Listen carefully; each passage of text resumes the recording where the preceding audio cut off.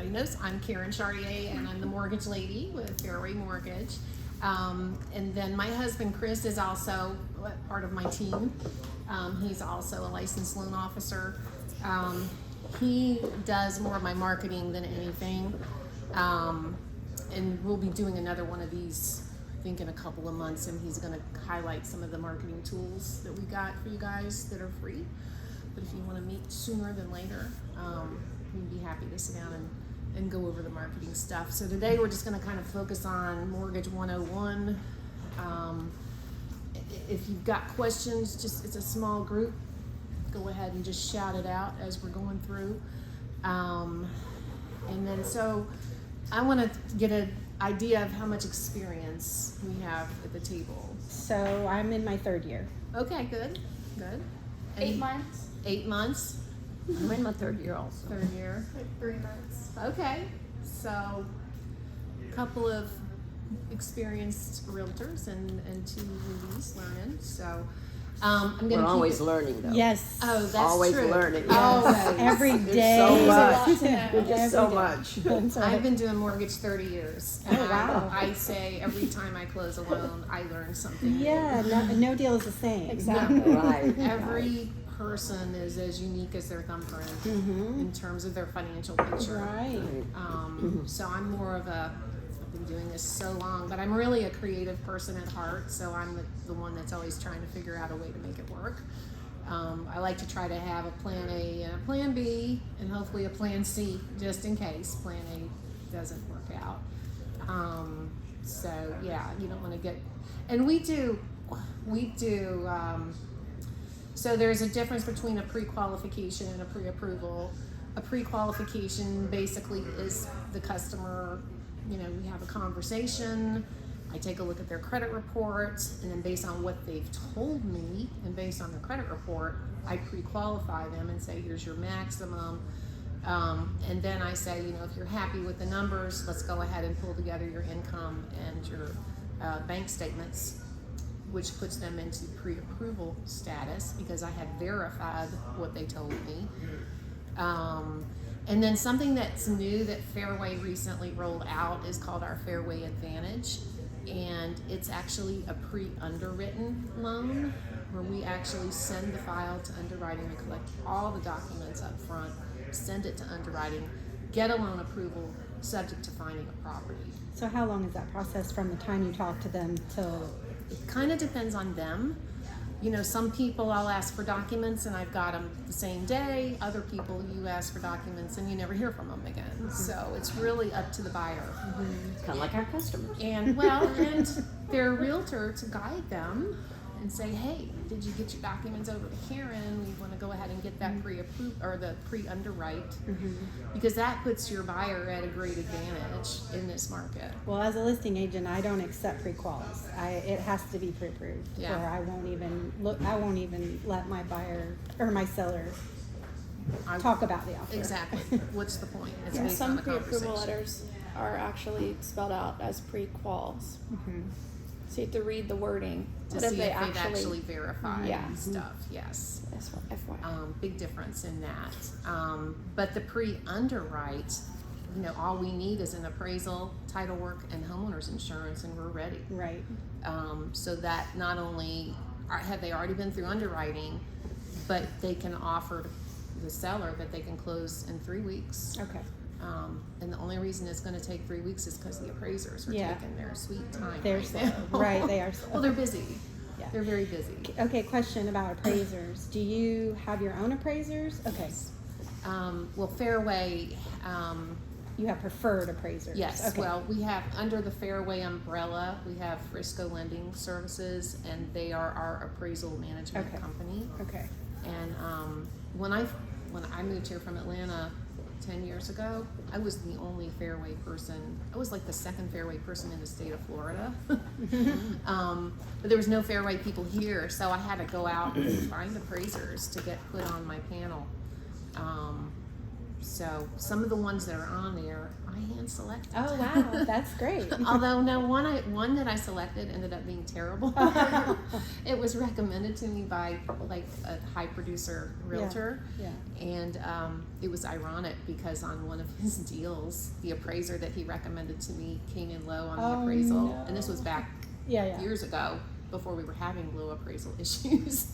And he was furious and like, you need to get that appraiser off your payroll. And I'm like, well, thank you for recommending him. Are you hearing a lot about what appraisers are doing now? They're charging money to speed up the report? I've had Terrible. well, yeah, I mean that's not happening that much. I haven't seen much of that. I've talked to several people who are having, who had that experience. I'm like, that's just getting too much. Yeah, it I is. had They're one. out of- It was they're out of control. $900 Yeah, to that's- have that's terrible. a speedy appraisal. Wow. Mhm. Yeah. I have not had that Yeah. experience. Yeah. Luckily, I haven't had to rush anything because, if we've got 30 days to close, then 2 weeks to get the appraisal in is fine. Yeah. So a rush fee is not out of the question, but it would be more like 100 to 150 to wow. rush it. And then I've noticed extreme slowness, like if it's out in Middleburg or someplace out in the sticks, nobody wants They don't to wanna have go to out there, drive right? there. Or So- ones that are hard to comp out. Those are also Yeah. ones they don't pick up. Yeah. Right, Yeah. yeah. So that's the one piece I don't have much control over, but at least it's a Fairway owned entity and our appraisers are, it's just us that they're working for. So, well, no, I shouldn't say that, but there's a little more, it's not like I'm pushing it out to some national vendor who's got a Rolodex. Right. So, That was my question. Thank yeah, you. So, okay, so let me scroll here. So just a general overview of what we're going to cover is the various loan types. So FHA, VA, conventional. We'll touch on USDA and also down payment assistance programs for first-time buyers. So we're going to start with FHA, and on the left-hand side of your folder is this little mortgage lady cheat sheet that I updated yesterday, so it's completely up to date. Although it's not in the order of the slideshow, I apologize. That's okay. So FHA is the second bullet down. So FHA loans are a little easier to qualify for than conventional loans. So we see a lot of first-time home buyers falling into the FHA category. Not all though, but if they have, a lower credit score, or maybe they've jumped from job to job to job.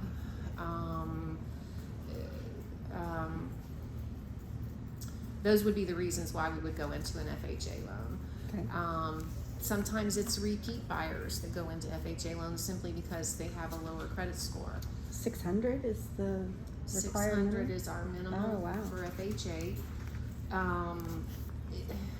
Although it's difficult to get, so when we get a loan in, when I issue a pre-approval, I have to run the loan through this automated underwriting system.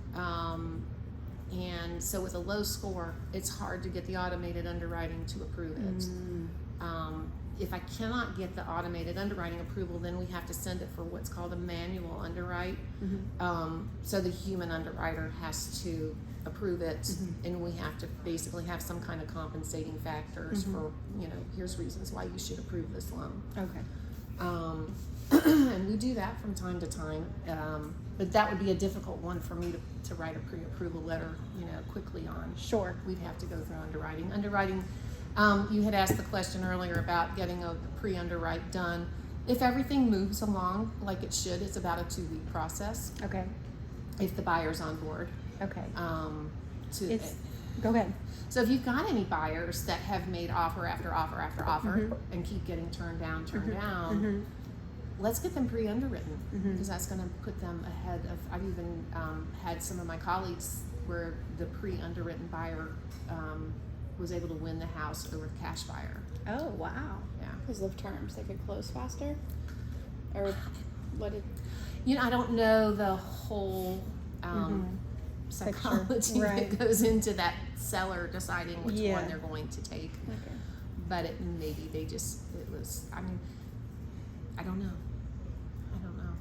So many factors. Yeah, there are. Like It I was could've, talking yeah. to one realtor, and the cash buyer had made the highest offer of anybody, but he was such a jerk. Uh-huh. She didn't pick him. Yeah, yeah. 'Cause he It was- makes a difference. Yeah, not had worth to it. go, and she wanted to help the first time buyer who really had their Yeah, act together. right. Oh, It's I the see. seller's personal preferences. Right. I mean, yeah. I don't move much. The last time I sold a house was 10 years ago. But I remember seeing certain buyers come in and thinking, I don't want them to buy my house. I don't want to do that to my neighbors. That's true. So there is a little bit of a psychology, and every buyer, every seller is different, I'm sure.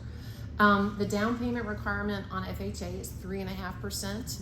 And then, let's see what else are in my bullet points. So another reason we might go with an FHA over a conventional loan would be because we can push that debt to income ratio higher. Okay. Up 55. to about 55%. Okay. FHA is only for primary residences, but they can buy up to a 4-unit property with an FHA loan. So they could, as long as they're going to live in one of the units and rent the other 3 out, that's fine. And they have to live in it how many years? 3 years? Is Just 1 year. that 1 year? Is Okay. what when they sign the paperwork at closing, it says, I do intend to live in this property for at least 12 months. Okay, good. But things happen, life happens. Yeah. So one of the downsides of FHA is the PMI is a little expensive.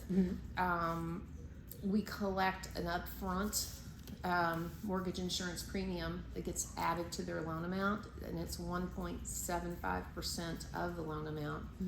So that's on a $200,000 loan.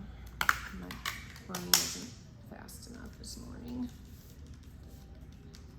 We are adding $3,500 to their loan amount, in addition to the monthly PMI, which with 3.5% down, it's 0.85%. So on a $200,000 loan,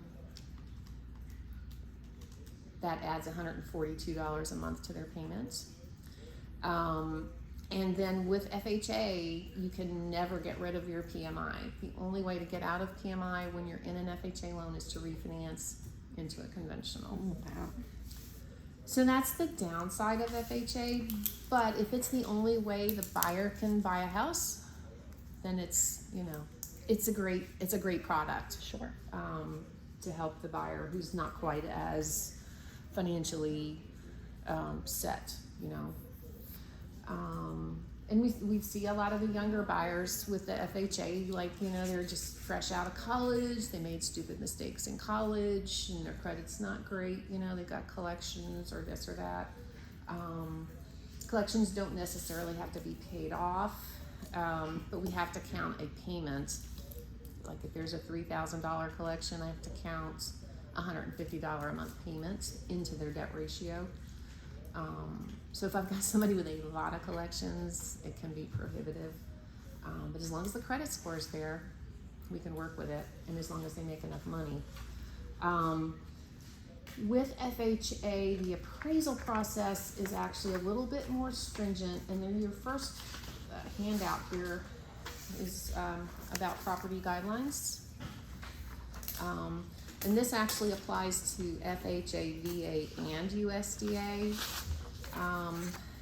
The thing I see the most here is WDO damage. If the appraiser notes WDO damage, then it has to be repaired. That's the biggest thing we see. The old electrical boxes is another thing that the FHA appraiser would require to be changed out. Trying to think, okay, smoke detectors. I had a house last year that did not have smoke detectors in every bedroom. So they had to go, spend $15 at Home Depot and stick some smoke detectors up, which wasn't a big deal. What about polybutylene piping? Is that a no-no also? No, it's okay. as long as the appraiser doesn't note, there's obvious leakage somewhere, Okay. There's a big hole in the dining room ceiling. Yeah, that would be a problem, but no. Okay.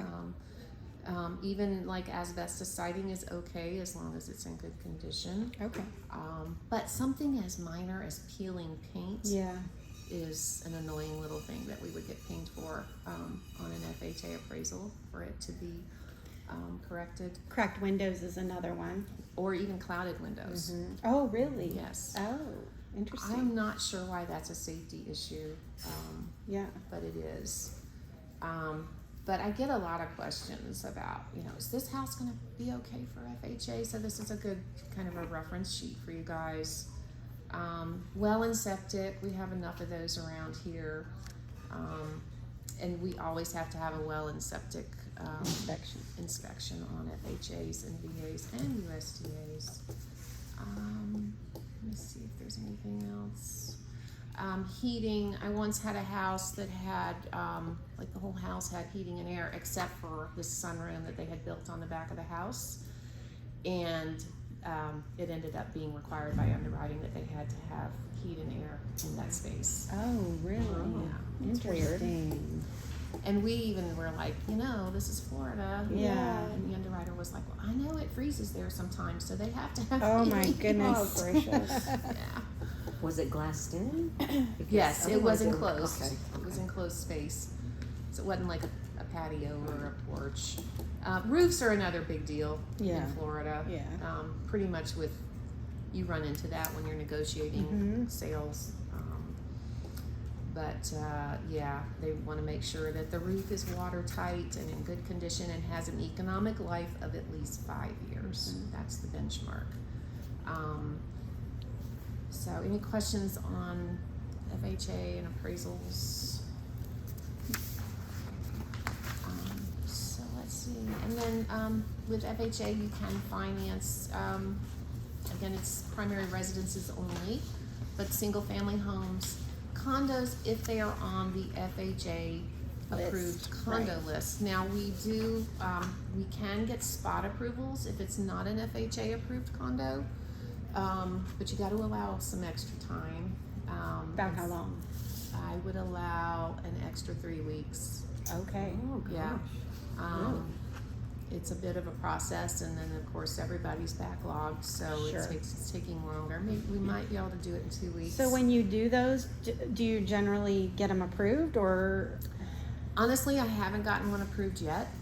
Yeah.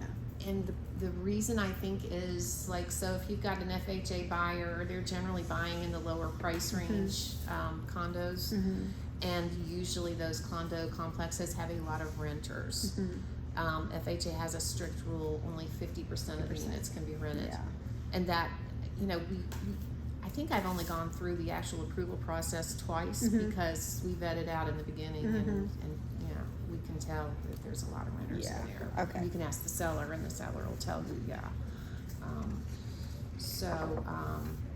And there really aren't very many condos on the FHA approved There's not. list. It is No, an there's not. extremely short list. It is. And actually the VA has a lot more, Yes. but yeah, the FHA is very low. Yeah. It's almost impossible to It is. I in a think there's decent area maybe to 5 or get 10 some. FHA approved condos in Jacksonville.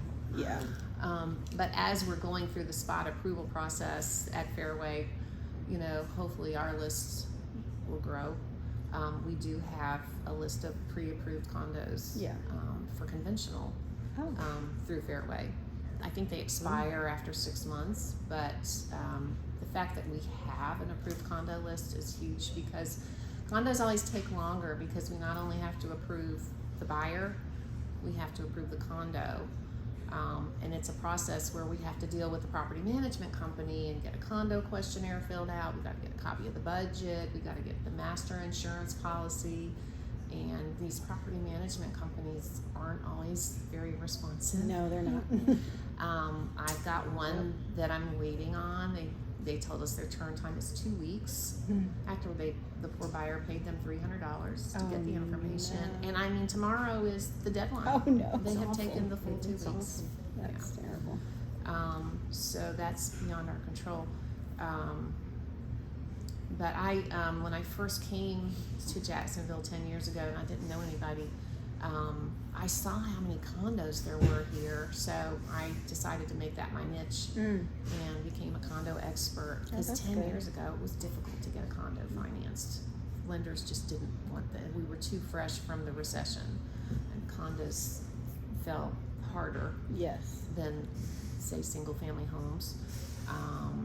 And a lot of lenders were still gun-shy to even lend in Florida back at that time, because we're one of the sand states, and whenever there's a recession, the sand states get hit first, and they get hit the hardest.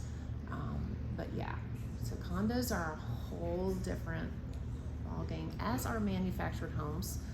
I am not a manufactured home expert. That's I will hard. tell you that Yeah. up front. I usually refer it to somebody else at Fairway. There's more fees involved. There's a lot more inspections that have to be done. I did one last year, and I want to say the guy had to shell out like close to $1,000 for all these engineering inspections, and then you gotta measure the septic tank and make sure it's far enough away from the actual mobile home, and of course it has to be affixed to the ground. It's just not my forte. So, but if you get one and you need to find somebody, I can help you find somebody. There's quite a few of them around here. Let's see. That 3.5% down payment can be a gift from a family member with FHA. So that's unique with FHA, that's allowed. Gift money is allowed on conventional, but they have to have a certain amount of their own money into the deal.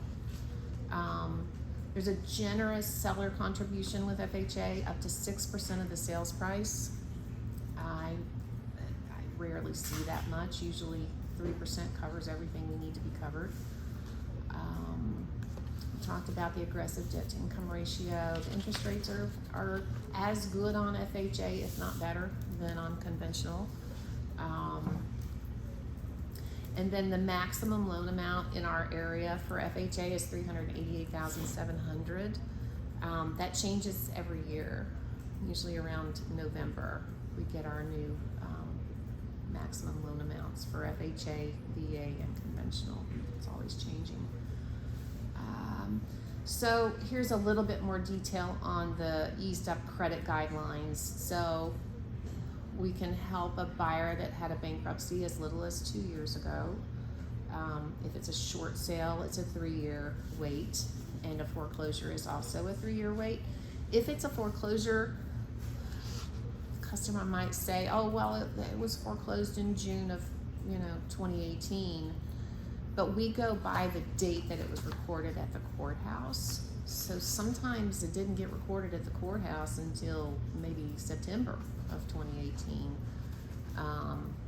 So that's tripped up a couple of people along the way.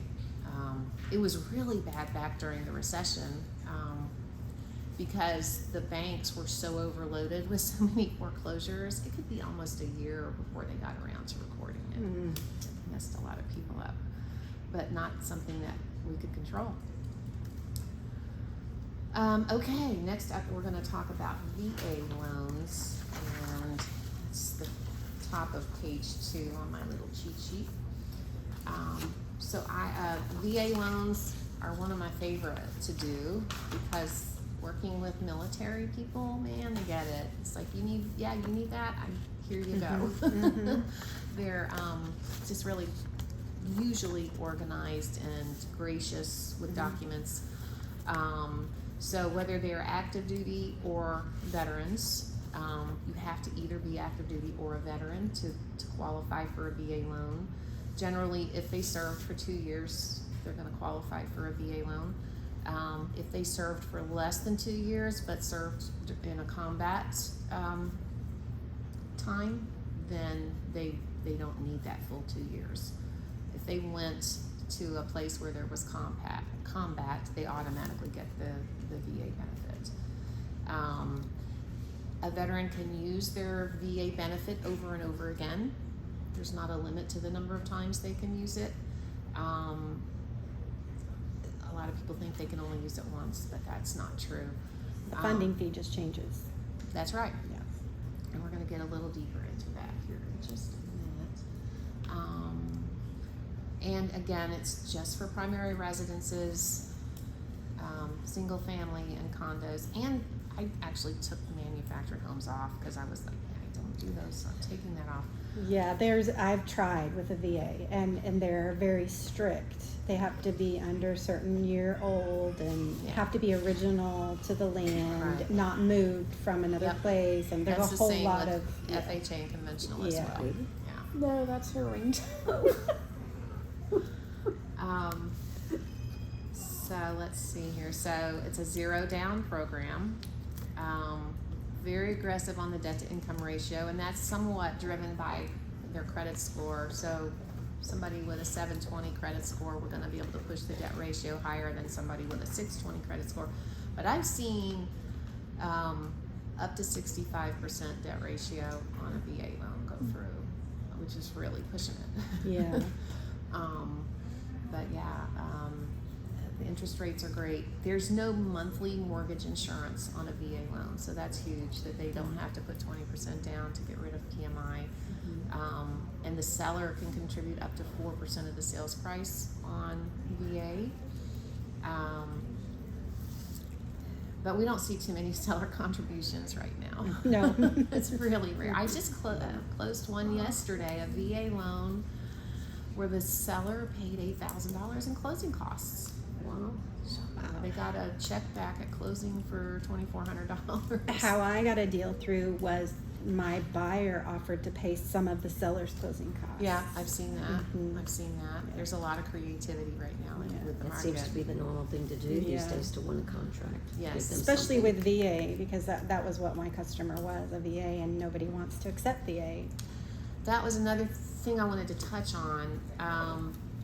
We write a really nice pre-approval letter for our VA buyers. I've got like a little, I think you've seen it maybe. It's like an addendum to the pre-approval letter to bust the myths about VA financing. Nice. Sellers think that they're going to have to pay some of the closing costs. Not true. I can always lender pay it. There are certain fees that the veteran's not allowed to pay, Right. but it's this much Yeah. of the fees that they're not allowed to pay. We will find a way to get those fees covered. They might balk because they've heard the appraisals are stricter. Well, yeah, but so are the FHA ones. And if they have a good house, Then it shouldn't matter. it doesn't have fogged windows. It shouldn't matter. So anyway, we do go a little extra mile with the VA buyers. Fairway has a huge heart for veterans. I think we're in the top 4 in the country for VA production. We do a ton of VAs, and we have our own nonprofit called American Warrior Initiative, and I think they gave away something like 92 service dogs last year. Oh, Yeah. so nice. Yeah. They do go around the country and do continuing education for realtors. Once COVID is finally out of here, maybe next summer, I want to try to get an event here back in Jacksonville again. We did one like 5 years ago, and so the realtors that attended got their 3 hours of CE and got their military specialist designations. And then we brought a veteran in to have him tell his story, where he'd been in Afghanistan, blown up like 3 times, and he was back, medically discharged rather abruptly, living with family, him and his wife and his kids living with family. He didn't know what he was going to do, and we ended up surprising him with a business grant for $25,000. Oh, wow, that's my awesome. gosh. That's awesome. Nice. Which was partly contributed by Fairway Cares, or Fairway, the American Warrior Initiative, partly contributed by the loan officers that put the event on, and then the realtors that were in attendance also got an opportunity to contribute. Oh So, my goodness. Oh, nice. yeah. There wasn't a dry eye in the house. I get teary just thinking about it. He thought he was just there to tell his story. And yeah, he's doing really well now. I follow him on Facebook and he's doing great. So we'll try to get another one of those. It's a great event. Okay, got a little off track here. Okay, so on my little cheat sheet, I've got the different, the VA funding fee is kind of similar to that upfront mortgage insurance premium on the FHA loan. It's a fee, it's basically how VA gets funded, that's added to their loan. So their first use is 2.3% of their purchase price. Their second use is 3.6%. If they are considered even 10% disabled by VA, there is no funding fee. So that's a huge savings, and there are quite a few veterans that have at least that 10% disability rating. And the VA loan limit follows the conventional loan limit. For this year, conventional loan limit is $548,250, but there is such a thing as a jumbo VA loan. So in my example here, let's say they're buying a $650,000 house, their down payment amount would only be $15,265 on a $650,000 house. That's good. Yeah, it is tremendous. Because once you get into jumbo, which is anything over that $548,250, they need at least 10% down. So somebody who was buying a $650,000 house who's not a veteran would need $65,000 down instead of $15,000. So it's a huge benefit with the VA. Let's see, what else do I have on VA? That was it on VA. Any questions on VA?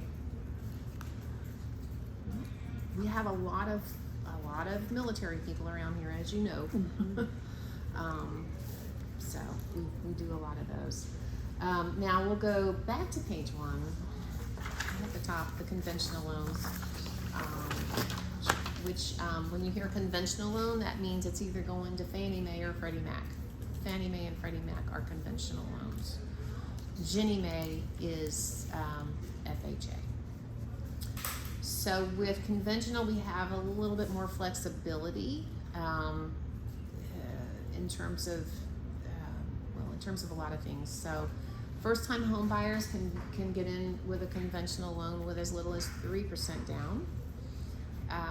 If they're not a first-time buyer, they need 5% down. And also investors, anybody buying rental property or investment property, this is the loan type that we would use for an investor. Can you define first-time home buyer? Because I know with FHA, it's within 3 years. Is it the same? That's the standard. Okay. Yeah. If they have not owned a home in the last if they have not owned a primary residence in the last 3 years, they're considered first-time home buyer. Okay. So whether they're first-time buyer, repeat buyer, investor, really the best terms, best rate of the day is going to be the conventional loan. You've got to be a little more well-qualified to get the conventional loan. We do primary homes, we do second homes, we do investment properties, single-family residence and condo, and up to 4 units we can do. And actually, the loan amount goes up as we get more units. It goes up. So with our conventional, we want a 620 minimum score. If they're buying a second home, they need at least 10% down. And the minimum down for investment property is 15%. But they're going to get a lot better rate if they do 20 to 25% down on an investment property. The PMI is fairly expensive on investment property. Most people don't do that, but a lot of people don't know you can do 15% down on an investment property. People think you have to have 20 to 25% down, but 15% down. And then so let's just talk about somebody who's buying an owner-occupied property. As far as the PMI, it's going to be tiered and priced out based on the loan to value. So somebody who's doing 3% down, their PMI is going to be the most expensive. And then the more they put down, the less expensive the PMI becomes. The one type of PMI that we see the most often is the monthly PMI. But there are other options. We can do lender paid PMI, and basically that means we're gonna bump the rate up higher to get rid of the PMI. There is a way that the buyer, if they wanna pay an upfront premium to buy it out of their payment, they can. It's usually a few $1,000s to buy it out. Don't see that very much right now because the home values are going up so quickly. People are banking on I'm gonna be able to get rid of my PMI in 2 or 3 years because I'm gonna have 20% equity. And then a third option is called split PMI, where maybe they'll pay 1% of the loan amount up front, and then that'll cut the monthly PMI down. Again, I'm really just seeing that monthly PMI right now. People are not interested in the options just because the home values are going up. Right now, it'll change, and then you'll see these creative PMI programs coming back out. But it makes the most sense right now to go ahead and pay the PMI. And PMIs, if you've got good credit, it's not that expensive. The lower the credit score is, and the lower the down payment is, the higher the PMI is going to get. So sometimes, let's say I've got a buyer with a 640 credit score, they would qualify for a conventional loan, but with the low score between the interest rate and the PMI, the rate of PMI would be super high for that buyer. They're going to be much better off in an FHA loan. Unless they're making a significant down payment, 10 to 15% down, and then I've got to look at both of the options and price them out and see, bottom line, what's going to give them the lowest monthly payment. Mm-hmm. That's what most of them are wanting, is the lowest monthly payment. Mm-hmm. People ask all the time, what's your rate? And I'm like, do you want the lowest rate or do you want the lowest payment? Mm-hmm. And, I want the lowest payment. And then we can look at the options from there. So. Let's see. Maximum debt ratio on a conventional loan is 50%. That's pretty much a hard stop. Occasionally we can go a little bit above 50%, but it's pretty rare. Student loan debt, I should have touched on this already, but it's I'd say most student loans are in deferment. So it shows on the credit report, they owe $50,000, but they have no payment. Well, for underwriting reasons, we have to count a payment on the student loans, even though they're in deferment. And we will count between 0.5% and 1% of the balance on a conventional loan. So on a $50,000 student loan, it's either going to be a $250 payment we count or a $500 payment we count. And that's all depending on whether we go with Fannie Mae or Freddie Mac. Freddie Mac allows that lower payment, but I can't always get automated underwriting approval with Freddie Mac, or maybe I can't get it with Fannie Mae. There are subtle differences between Fannie Mae and Freddie Mac. Most of the time the borrower qualifies for either Fannie Mae or Freddie Mac, but occasionally, as we were talking about how everybody's unique, sometimes there's just something about that buyer that either Freddie Mac doesn't like or Fannie Mae doesn't like.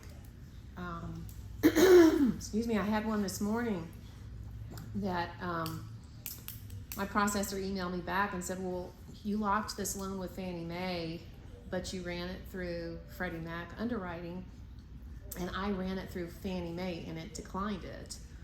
So I went in this morning and fixed it and got that Fannie Mae approval. But yeah, little things. Some little things. Excuse me. Let's see here. And then I'm going to back up with FHA. We use the smaller. FHA just recently came out and reduced the amount of student loan payment that we have to count against buyers.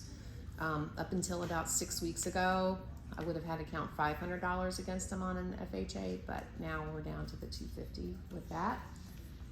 And the VA is the most lenient with student loan. I'm trying to remember what the calculation is now.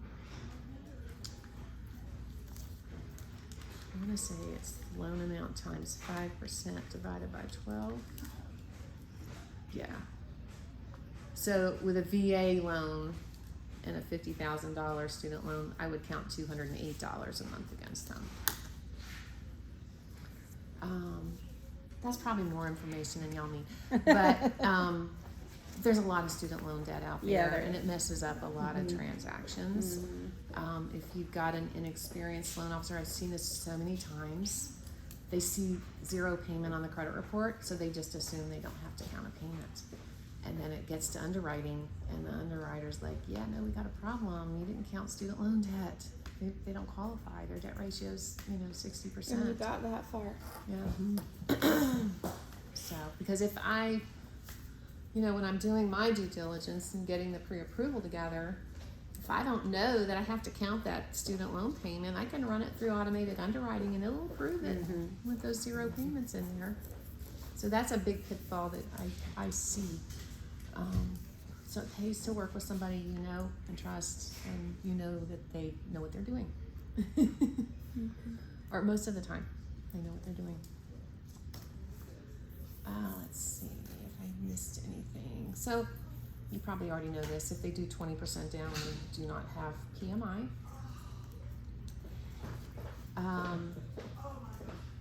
Something else I run into a lot here lately is people trying to buy their house before they sell their previous house. And something that's unique that Fairway can do, they might want to just do 5% on the house they're buying because they're going to take the net proceeds from the one they're going to sell later and make a big reduction. If we mark that loan, when we lock it, if I mark it to be retained by Fairway, if they've done 5% down or less than 20% down, when they come in to make their principal reduction after they sell their other house, we can not only re-amortize the principal and interest payments, we can get the PMI removed immediately. That's a unique thing that we can do. If we didn't do Fairway retained servicing, we sell off most of the servicing. They would go to the new servicer, and the new servicer would more than likely allow them to re-amortize their principal and interest, but not get rid of the PMI. That's something that Fairway has negotiated with the PMI companies. So that's a bonus. it is a Fairway advantage. Gift funds are allowed on conventional. If they're doing only 3% down, so they're a first-time buyer with 3% down, that 3% cannot be a gift. But if it's not a first-time buyer and it's at least 5% down, then a gift is allowed. Okay. Kind of strange. The conventional loans are the rates are much more driven by credit score than on the FHA and the VA. Sellers can contribute between 3% and 9% of the sales price, depending on the loan to value. If the buyer's doing at least 25% down, that's where they can get up to 9% seller contributions. Not that you would even need that much, but it's out there. And then there is that maximum loan amount again. Now you can see here on the credit requirements, with the bankruptcy, with FHA we only needed 2 years, and this is conventional, we need 4 years. Short sale is 4 years, and foreclosure is 7 years. That's a long time. And there's no wiggle room on that. Okay, USDA. Any questions so far? No? Okay. Are you able to send these slides to us? Sure. Thank you. Sure. Do you have your card? Do you have a card yet? I do. Okay. If you want the slides. USDA. We have quite a bit of USDA territory around us. None of Duval County is USDA. But there are parts of St. John's, all of Nassau County, and then the surrounding, like Baker County. USDA, think rural. Although the federal government is way behind on updating the USDA maps, so there are portions of Ponte Vedra that are USDA. There are portions of Intercoastal West that are USDA. But I mean, good luck finding a house in a price range for a USDA loan. So USDA is 100% financing, so that's the draw. There are income limits on USDA loans. Oh dang, I don't have my income limits with me. Well, it says on here 90,300 to 119. Okay, that's about right. So if you have a household of 4, the income limit is 90,300. So if you've got husband and wife and 2 kids, and husband and wife both work, but husband's the only one on the loan, we still have to take wife's income into account to calculate the income limit. We don't use wife's income towards qualifying, towards the debt to income ratio, but we have to take everybody's income into account with a USDA loan. So, and I do have some of the areas on here, I just noticed. So, Middleburg, on the other side of Doctor's Inlet, south and west of St. Augustine, west of Highway 301, and then anything in Nassau County. USDA loans are a bit harder to qualify for than, say, an FHA loan. They're almost looking more for a conventional quality borrower on these USDA loans. They're very, very strict on that debt to income ratio limit of 28. You see this 28/43 on my sheet. So the 28 is the housing payment. So 28% of their gross income can go towards housing. And then the 43 is all of their debts. So their housing, their credit cards, their student loans, their car loans are all the things that we would count. If they pay out child support, that would also count. There's so the PMI on a USDA loan is actually very inexpensive. There is that upfront fee, but it's only a 1% upfront fee. So it's only on a $200,000 loan. We add $2,000 to their loan amount, and then the monthly is only 0.35 of their loan amount versus 0.85 on an FHA. There's not a limit to the price on a USDA? It follows the conventional, Okay. but somebody with a $90,000 household income is probably going to have a hard time qualifying for a Right. $500,000 Right, house. okay. So that's probably, I probably do fewer USDA loans than anything else, and I'm not sure why that is. Maybe fewer buyers wanting to live in rural areas. I don't know if it's education, but it's a great product. If they fit within those parameters and they don't have a down payment, it's a great product. Let's see here. So we're going over the eligible areas, 0 down payment. There's the maximum loan amount on the slideshow. So the bankruptcy seasoning isn't stated. It's GUS is the automated underwriting system that is used for USDA loans. So we would have to just run it through automated underwriting if there's a bankruptcy and see if it takes it or not.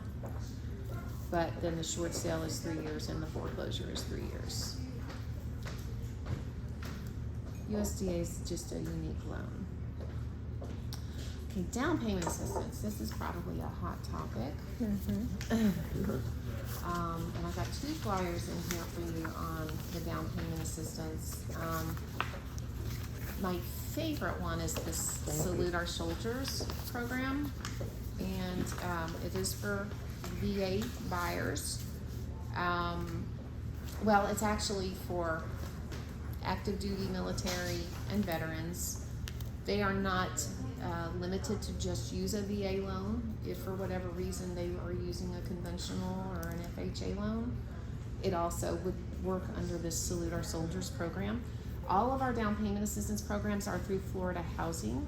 And this one will give the veteran 3% or 4% or 5% of their loan amount to go towards their closing costs and prepaids. So in this market right now, it is such a great product because this is another way we can help veterans get their offers accepted, is they do not have to ask the seller to pay anything. And in most cases, the 3% option covers all their closing costs and prepaids. If they wanted to go for the 4% or the 5% bond, we could use the overage to reduce their principal. So it would be kind of like making it a down payment on any one of these loan types. It's called bond money. So it's a 3% bond, a 4% bond, or a 5% bond. And my favorite part of it is it's forgiven over the first 5 years that they're in the house. So it goes away at 20% per year. If they stay in the house 5 years, they never have to pay a penny back. If they move within 5 years, then they just owe a prorated amount back. Nice. I like that. That's a great product. It also has reduced closing costs.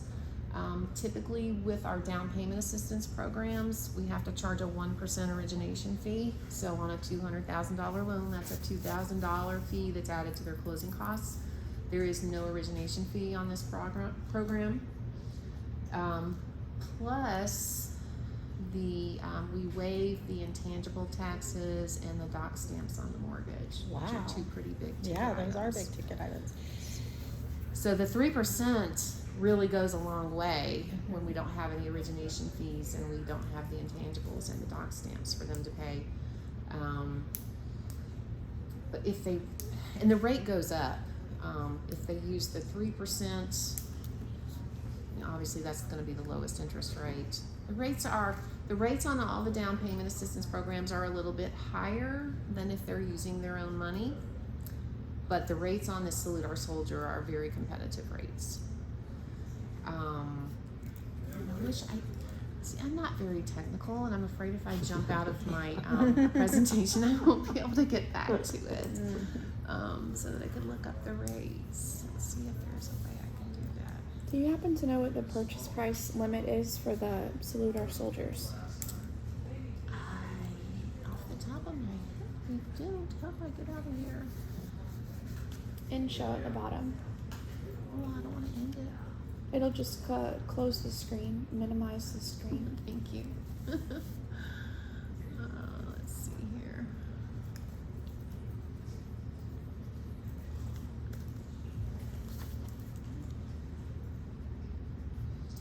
So this is my bond and grant matrix. It will make you crazy. Ooh. Yeah, these are all the different options that I have. Like, there's tons of them. Yeah, it gives me a headache. We don't want to see it. No. But Courtney asked a question. I can find it. So, Stick to this. Yeah. The dummy version of it. can I find it? Oh, here we are. This is the Salute Our Soldiers. Mm-hmm. So, the purchase price limit is $405,640. Thank you. Yeah, that's a nice little cheat sheet. Yeah.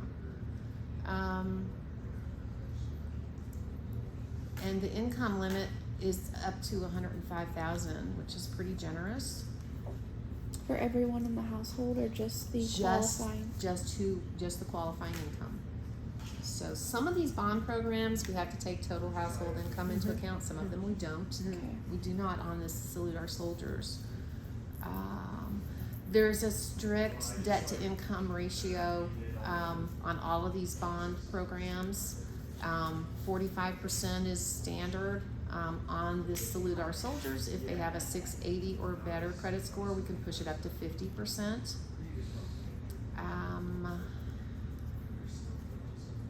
Okay, that's all I need to point out on that one. Does that product take a little bit longer? No. No, I love 30-day contracts or more. But I've gotten a couple of 25-day contracts recently, and we're gonna get them done. But it's a lot. I mean, in this market, because everything takes a little longer, if I'm getting a 25-day contract, we've got to close in 25 days, I do not have any time to wait on ordering the appraisal. And I think it's nicer if the buyer has time to get their home inspection done first and make sure the house isn't falling down before we spend money on the inspection and the appraisal, and then we figure out it's not gonna work. But with these short contracts, and I know you have to do them because you're trying to win your win offer it, yeah. shine. But it sort of cuts the buyer a little short on their due diligence period. Right. So now, can I go back to that?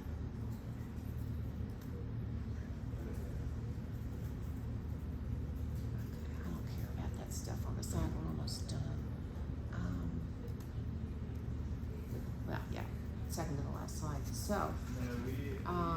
So that's the Salute Our Soldiers program. Then this other sheet has most of the other options on it. So I probably should just go back to, where's that inside sheet? Just close it. Let's just go back to this. So if it's an FHA bond, over here, it's a completely different setup. The bond is, as of right now, the bond is $10,000. It's a flat $10,000, so it's not a percentage of the loan amount. All of the FHA and USDA buyers get $10,000. The big downside to this one is that it is not forgiven. So eventually when they sell or refinance, or even if they just vacate the property and rent it out, technically the $10,000 becomes due. But if it's a first-time buyer and they don't have any money and they don't have mom and dad to give them a gift, it's a great way to get somebody into their first house. And hopefully home values continue to go up, and when they sell it, they're gonna have more than enough money to pay off that $10,000. What's the process in paying that off? Do they have a payment program that they offer? Like, is it tied into the loan suddenly? It's a silent second mortgage, so it's actually it's recorded on their deed, on their title. I've only had one customer in all these years that wanted to make partial payments on it, but they can call Florida Housing and make arrangements if they want to go ahead and start reducing it. But generally, it's tacked on to the end of the loan. No, because it's a separate loan from the first mortgage. Okay, so payments so are you've required. got your $200,000 first mortgage, and you've got a $10,000 second mortgage. There's no payments, there's no interest. It just sits there. It's on their title. So when they go to sell the house and the title company runs the title work, it's gonna pop up. They're not gonna miss it. Okay. Customer might forget, like, oh, God, I owed that $10,000. But actually, most of them, I think, remember, because with all the people refinancing here recently, I've had quite a few of them, like, weighing out, does it make sense for me to go ahead and pay what I still owe on that bond and refinance? And in a few cases, it made sense. Especially, I don't want to, it gets complicated. I don't want to confuse you guys. So then, the conventional program that we use the most, which is similar to the Salute Our Soldiers, is this one over here. Again, they can either get the 3% or the 4% or the 5% of their loan amount. It's a forgivable bond, forgiven over the first 5 years. Same income limit, $105,000, and again, on this one, we don't count the total household income. On the FHA one, where they get the unforgivable bond, we do count total household income on that. And all of these are exempt from the doc stamps and the intangible taxes. There's a couple of programs that, well, those are the main programs we're using right now. I don't want to, there is a program in St. Johns County only that is a grant A grant is truly just like a gift. It is for all home buyers who are buying a primary residence in St. Johns County. This one here, Own a Home Opportunity Grant. But it's only for FHA, VA, and USDA. They suspended it for conventional, so I haven't used that one much lately either. Anyway, we do a ton of bond loans. We love working with first-time buyers. As you can see by my matrix, don't try to know everything about it. Just tell them to call me. Because we've got so many options. And then this last flyer is just a little reminder about our Fairway Advantage to get the loan pre-underwritten, because it really does put them in a much better position when they're competing. Now let's see, what have I not covered? Is there something that you were hoping to learn today that I didn't go over? Oh, I got more on my my sheet here. That's the end of the slideshow. Okay. But as jumbo, there's been a lot of movement in the jumbo market. Have any of you had experience yet in the jumbo market? Mm-hmm. Yeah. So it's pretty vibrant right now. The rules change once you get into the jumbo category. It's much stricter for qualifying, although they're starting to loosen up a little bit. So if the loan amount's going to be more than $548,250, it's going to be a jumbo. Our maximum right now is 89.9% loan to value. We're looking on jumbo loans. We're looking for a lot of cash reserves. I mean, a lot. And I've got another matrix. I'm not going to show it to you because so at Fairway, we underwrite in-house most of our loans. We are delegated to underwrite with quite a few of the jumbo investors, which when I do a jumbo loan, I have to decide, am I going to send it to JP Morgan, Chase, Wells, US Bank. I'm trying to think of who our major investors are. Redwood is another one you've probably not heard of.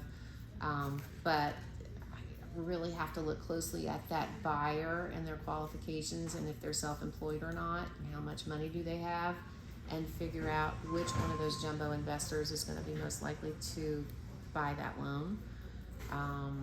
Most of them we underwrite in-house, and I really avoid it if at all possible. If we're not delegated to underwrite it, I really don't want to send it to Wells Fargo and put it in their hands. I have one right now. It's a funky one. And the guy's going through transition. He's a retired United Airlines pilot. He retired in 2020. And at the end of 2019, he bought a storage facility. And he hasn't filed his 2020 tax returns. So he's got a brand new business. Bless his heart. He's retired, yeah, right?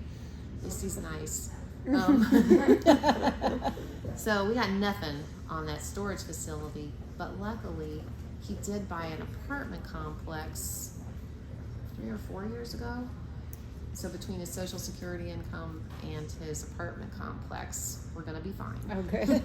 But I was able to pick up the phone and call an underwriter and run the scenario by him, which was so valuable, because of the way he's got his apartment complex listed on his tax returns. Normally an apartment complex would be a business. We'd have business tax returns for that. He's got it on his personal tax return, Schedule E. A 90-unit apartment complex. Oh, my. I would have had to get a copy of all 90 leases. Oh my goodness. But so after I talked to the underwriter, we actually have one jumbo loan where we can run it through the automated underwriting, and whatever automated underwriting says we need to gather is what we gather. Oh, you're kidding. they used to do lunch. Okay, we'll figure something else out. Thanks. I was gonna get pizza for everybody, but Oh. Big East doesn't open till 4. No worries, no worries. Oh well, that's late plans. Yeah, candy. Right? What else do you need? Anyway, that's just a little bit about Jumbo. They're just a little different and it takes more time too. That's another thing with Jumbo. If we could get at least 35 to 45 days on a Jumbo contract, it'll alleviate a lot of stress for your buyer because we've got them jumping through all kinds of hoops on these Jumbo loans. And if they're self-employed, it's even worse. That's just a COVID thing right now because so many businesses had problems in 2020 and so many people haven't filed their tax returns yet. The underwriters are being super, super picky about every self-employed borrower, whether they're jumbo or conventional or whatever type of loan we're doing. There are extra documents that we're having to gather from all the self-employed borrowers. We have to get a year-to-date profit and loss statement. We have to get 3 months of business bank statements to back up what they say they're making on their profit and loss. So we get a lot of grumbles about that, and it's frustrating because some people, you look at their tax returns and their credit report and their bank account and they're obviously doing well, but everybody has to go through that same process. So the ones that are pretty well to do, they get a little bit grumpy. But for the most part they understand. Alright, so just next on my little cheat sheet is about renovation loans. We've got both the 203K, FHA 203K renovation loans as well as the Fannie Mae renovation loans. And you don't do VA renovation? I do not have the VA renovation loan. Okay. It's out there, Yeah. but we don't have it. Okay. So the FHA 203K is more for minor things like, the main things you think of when somebody's buying a house that has deferred maintenance, whether it's a roof, HVAC, appliances, siding, kitchen remodel, bath remodel. As long as they're not putting up walls or tearing down walls or not putting a pool in, just the cosmetics. Windows, does that fall into that? Windows. Okay. Yep. Things like that are what we do with that 203K loan. If they're wanting to do major stuff, then we're gonna be looking to that Fannie Mae renovation loan, and they can pretty much sky's the limit on that Fannie Mae renovation loan as long as our loan amount is $548,250 or less. They can add a pool, they can add rooms, they can take out walls, they can do landscaping. So is this for just the home, like when they purchase a home, or just It can anyone? It can be a purchase or a refinance. So if they, the last one I did, she bought a beautiful house in St. Augustine, but she wanted to get a pool put in, and it was it was about a $60,000 pool. And so we took the purchase price plus the pool, and that becomes their acquisition price. And then they do their down payment based on that. So let's say it was a $500,000 house and a $50,000 pool. Their total acquisition cost is $550,000. They can do 5% down on that. So instead of doing 5% down on the $500,000 and then coming out of pocket another $50,000 to put a pool in, it's a pretty smart way to do it. What if someone just wants a pool loan? I can't just do a pool loan. I could refinance their house and add the pool. And depending, if they've been in the house a few years, if they've got the equity, we might not even have to do a renovation loan. We could just do maybe a cash out refinance if they've got that much equity in their house. Because there's some downsides to renovation loans. The rate is gonna be higher, the fees are gonna be higher, and then they're kind of beholden to the lender as they go through the renovation process, because there's money that gets held in escrow, and we've gotta determine depending on the scope of the work that's being done, you know, it might be just one draw after all the work is done, or it could be 2 or 3 draws if it's a more complicated renovation. So meaning the contractor has to finish this part, then we send the appraiser out to make sure this part's done, and then we'll release X amount of money for him to do the next part. So versus if you've got enough money and you can cash out refinance, you can just take the lender out of the equation and do all that yourself. Would the rates be very high? No, I want to say maybe 1/4 to 3/8 higher than the best rate of the day. And then the fees are going to run 2,000 or more, depending on the size of the deal.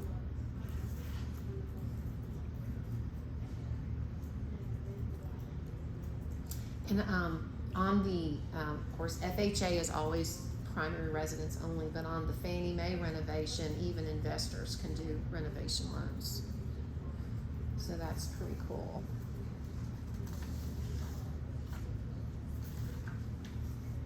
So any questions on renovation?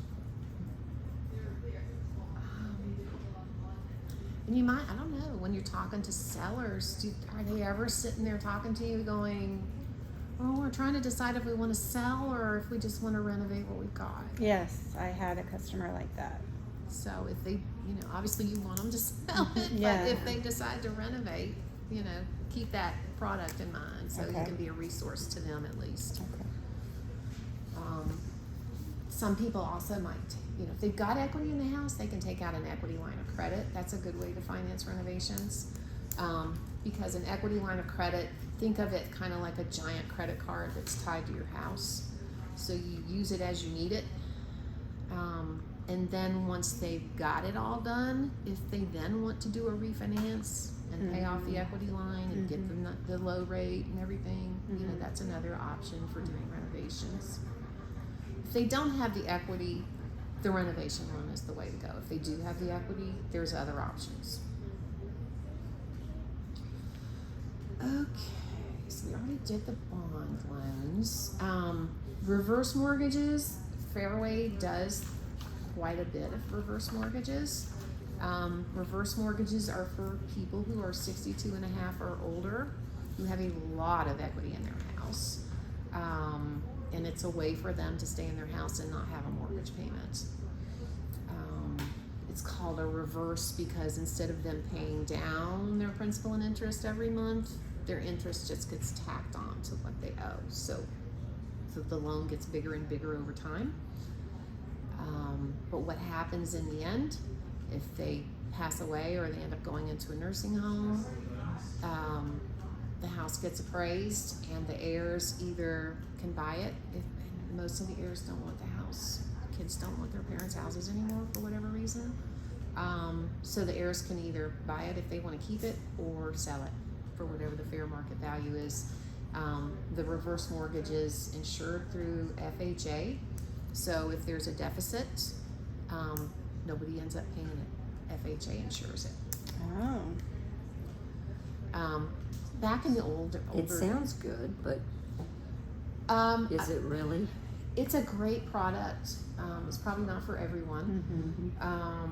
I did sit through 3 days of reverse mortgage training a few years ago. Wow. And I came out there with the mushiest brain. Yeah. And because I was going to start doing them, because we can make good commissions on those loans, but I just said no. I don't have that much bandwidth. Yeah. It's a longer process, and since you're dealing with the elderly demographic, there's a lot more, you know, going to their house, sitting down in front of them, making sure they understand what they're getting into, kind of thing. The downside on a reverse, in my mind, is that the rate is high.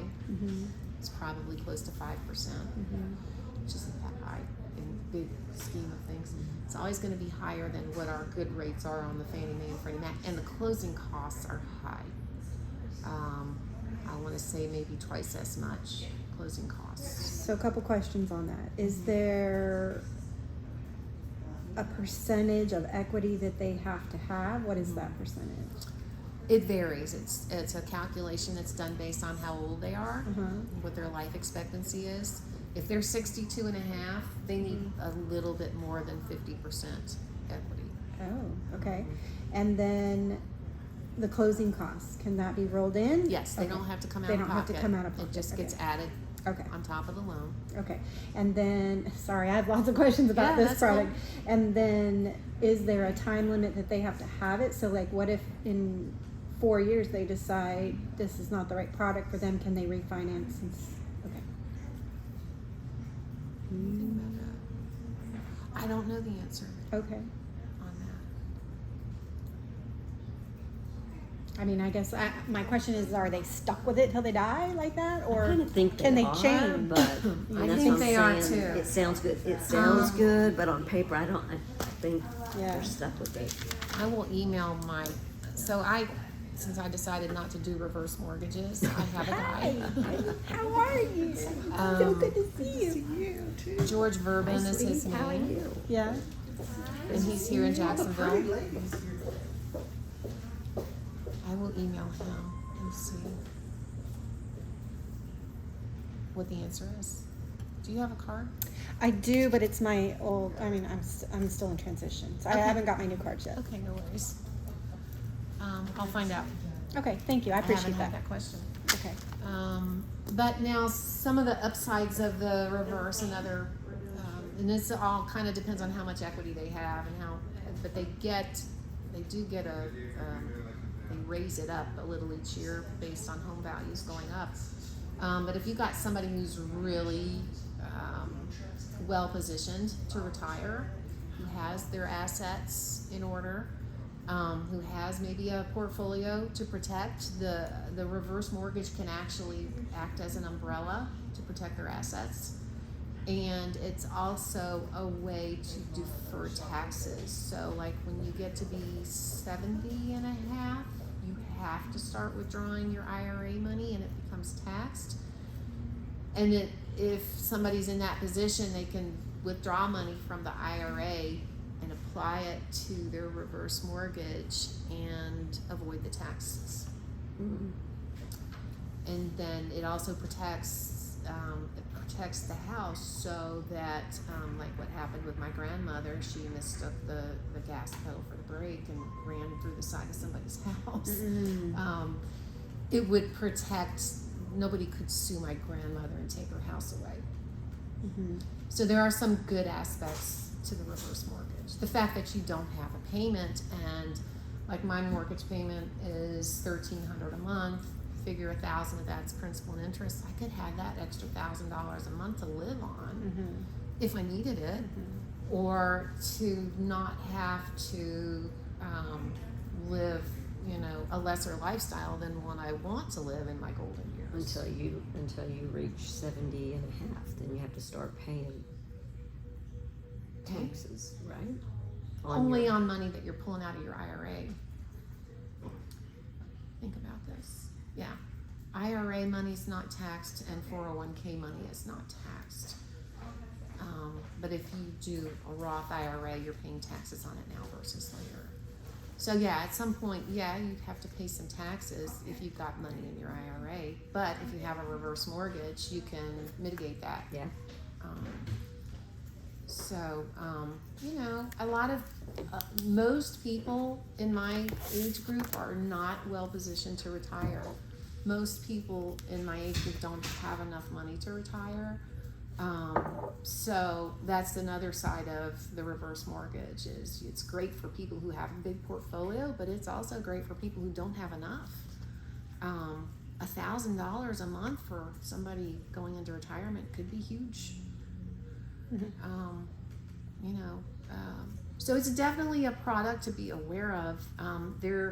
Many years ago, there were some predatory reverse mortgage lenders, and reverse mortgages got a really bad name. You did get a bad Yeah. rep. Yeah. Yeah. I mean, I think there was some woman on Good Morning America that had been foreclosed on her reverse mortgage Wow. because some unscrupulous guy put her into a reverse mortgage and told her to pull all her money out, put it into a bad investment, which he benefited. You know, Sure. he benefited Sure. from the closing of the loan, and he benefited from the investments.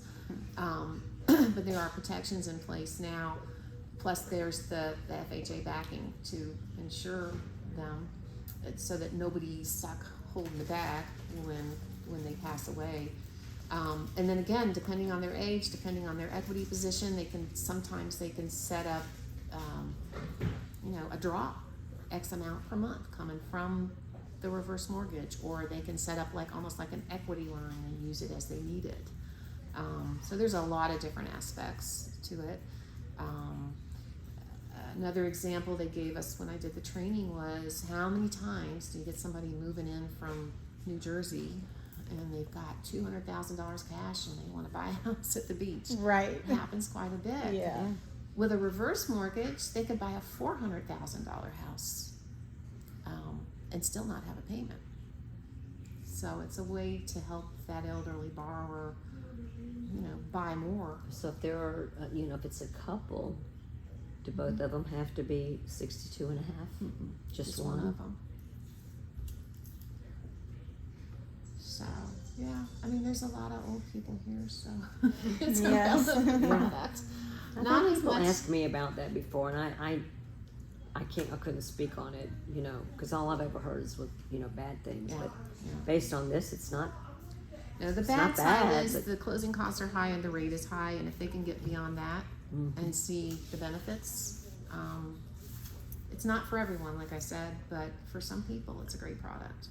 I've been back and forth in my mind. I'm 61, and I'm, so next year I could potentially do a reverse mortgage, and I could have an extra $1,000 a month going into my retirement. Yeah. I mean, it's sort If your of kids don't enticing. want your house. I'm pretty sure he doesn't want my house. Yeah, my kids don't want my house either. He'd rather have a pile of money when I die. Yeah. So, I don't know. I might.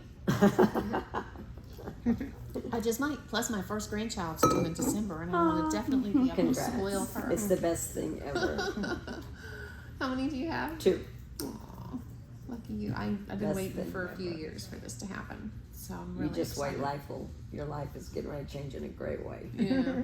How old are yours? 3 and 4. Aw, sweet. Okay, then just the last little bit here is the non-qualified mortgages. So a non-qualified mortgage is anything that doesn't fit in any of the boxes we just talked about. So let's say they're 24 months out of bankruptcy, but they want a bigger loan than what they can get with an FHA loan. There's options. 24 months after foreclosure, they can't even get an FHA loan at that point. There is a bank statement program for self-employed people who, typically self-employed people write off as much as they possibly can to avoid paying taxes. So when it comes time to apply for a mortgage, sometimes it's hard to qualify because we go by the tax returns and we go by the net, not the gross. So there's this alternative program where these alternative lenders will take, say, 12 months worth of bank statements and add up their deposits, and they'll use that for income versus tax returns. Foreign nationals who are here on a visa can't get normal financing, so there are out-of-the-box options for them. Non-warrantable condos.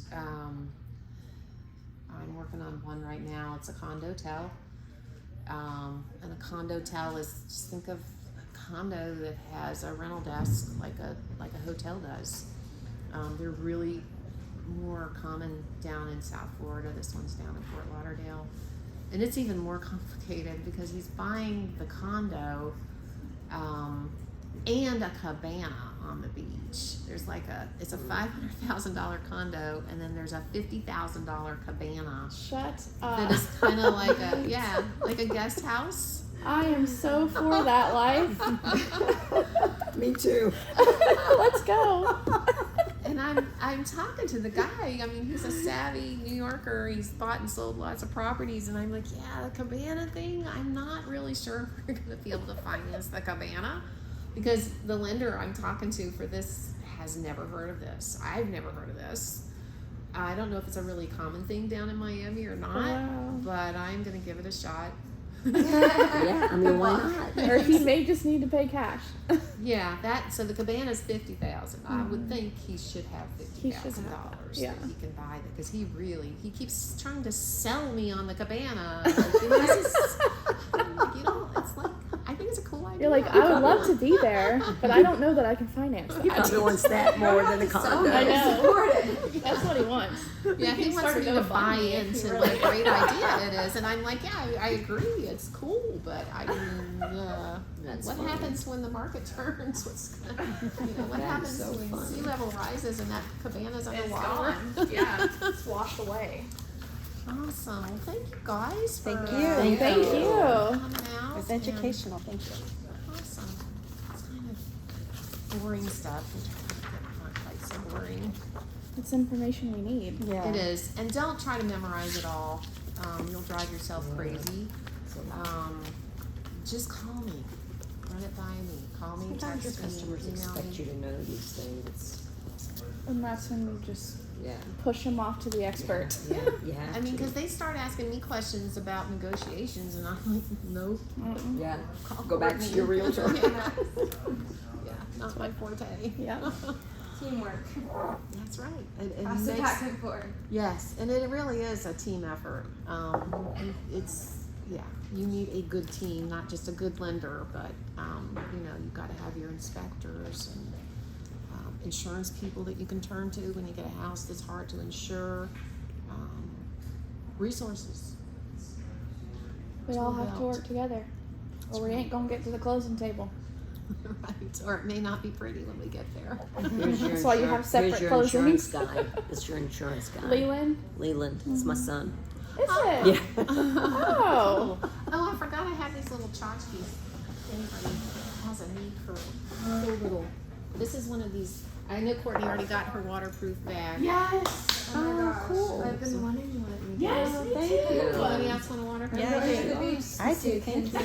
Thank you so much. And you can put your phone in the front of it. Oh, no. This clear How pocket. does it work? I mean, do you have to wrap it around You're your so funny. You literally just put your phone. There's a pocket right here.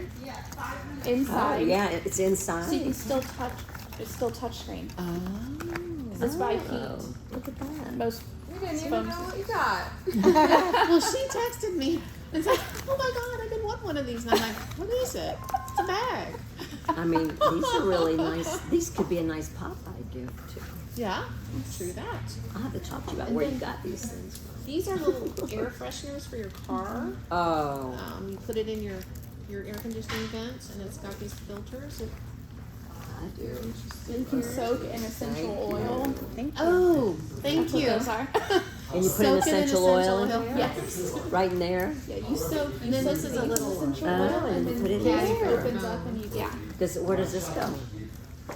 Just In go. your Oh, car. it clips. That's for in. your cell phone. Yes, It'll- Oh, yeah, it's like a little a little ring. handle. I love Or you these. can prop it up. Oh, good. Thank you. There you go. This saves my life. Yeah. I mean, I could drop this a million times, but this, got a good grip. Is that what this is? It is. Although there's a ring that. Oh, it's a ring. Yeah. Like Okay. Yeah. somebody was Yeah, using yeah. it, and they have a hard time with selfies, but the ring gave them a little bit more bandwidth for their selfies. Thank you. Thank you. if you're into selfies. Yeah. A lot of people are.